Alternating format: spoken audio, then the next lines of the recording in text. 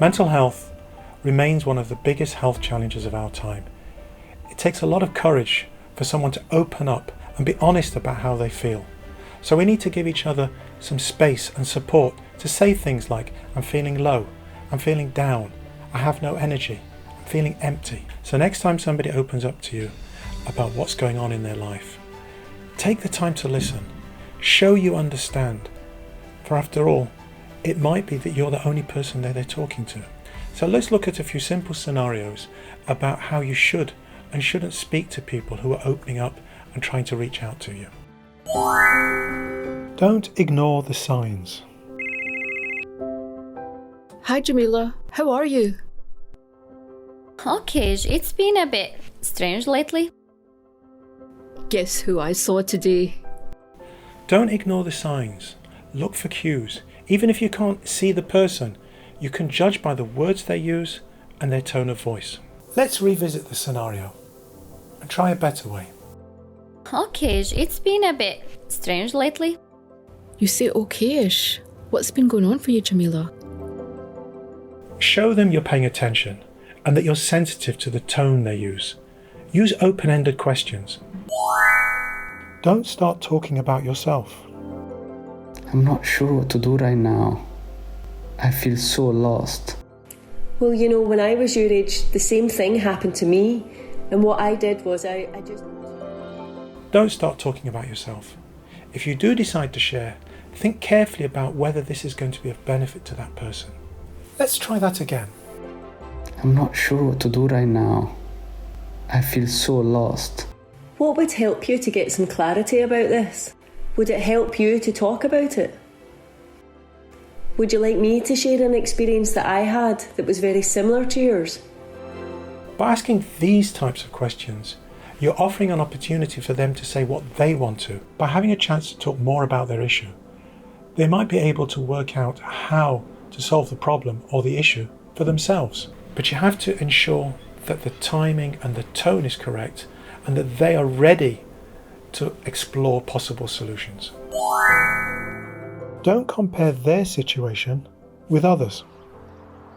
The flat they have put me in is so small and I don't feel my children are safe when they go out. At least you're not in a war zone that some of our country people are still in. Talking about somebody else's bad experiences may not help. It takes the focus away from what that person is feeling and going through. It may also create more anxiety by making the person think about something they haven't even imagined. Let's look at the scenario again with a different response. The flat they have put me in is so small and I don't feel my children are safe when they go out. That must be so hard for you and the family. Which issue is causing you the most worry? Is it the small flat or that the children are not safe when they go out? It's the children. Okay, would it help to talk about this more? What else could help? As a listener, you might want to clarify if they are talking about two issues in this example. It's often that people talk about more than one issue when they're talking about what's upsetting them. Don't change the subject. My mother-in-law is turning my husband against me because I'm from a different caste from them. All mother-in-laws are like that. Let's just focus on getting fit. It'll make us feel so much better.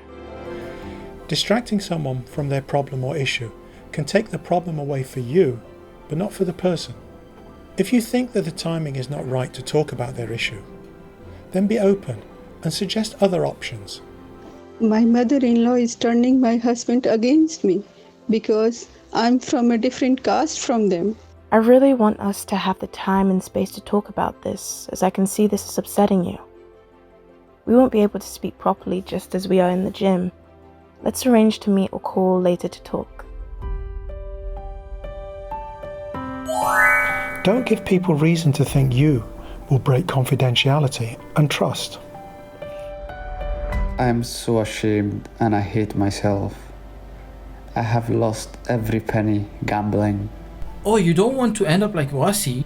He even gambled away his wife's wedding ring. He lost everything, including his family, through gambling. I can't believe I just told him this. What if he tells others about me, like he told about Wazi? People will know whether to trust you or not based on what you say about other people. In smaller communities, most people will know each other even if you don't mention their names. If you do choose to share somebody's story, make sure that you don't give away their identity in any way. I'm so ashamed and I hate myself. I've lost every penny gambling. Sounds like you want to stop. I know at least 3 people from our community who had the same problem and managed to get help. Don't stigmatize people with mental health issues. I feel quite anxious these days.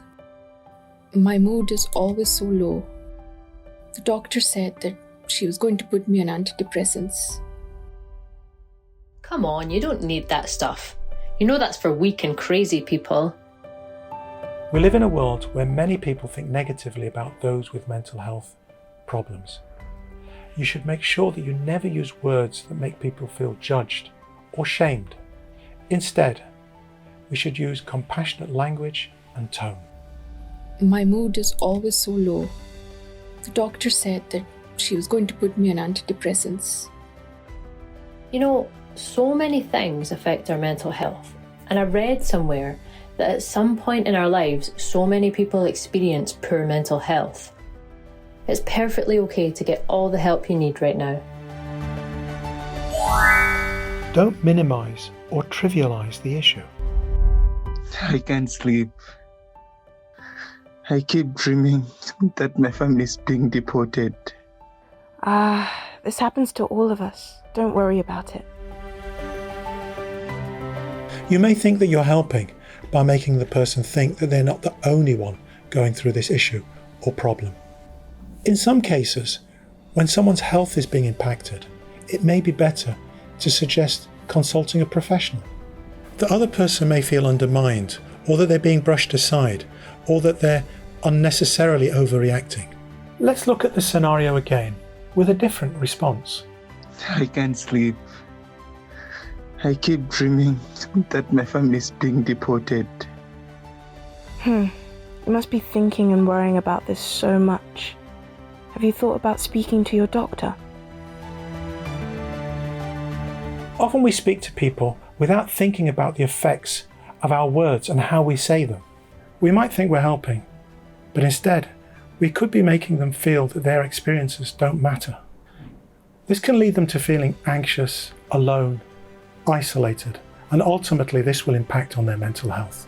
We should aim not to shut people down because we feel challenged, uncomfortable, frustrated. Just listen. Be there for them. Be connected. Be present. You might be the only person they reach out to. Surely, we can do this for each other.